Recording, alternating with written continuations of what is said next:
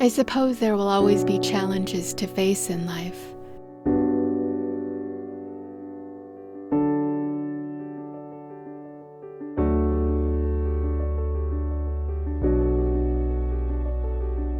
And there will be, of course, many greater mountains to climb than baking a cake or asking a neighbor to pick fruit.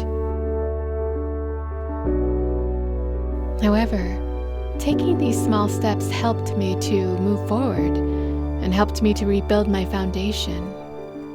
It strengthened my confidence, and hopefully parts of me will return again, piece by piece, lesson by lesson, until I am whole and I am myself again.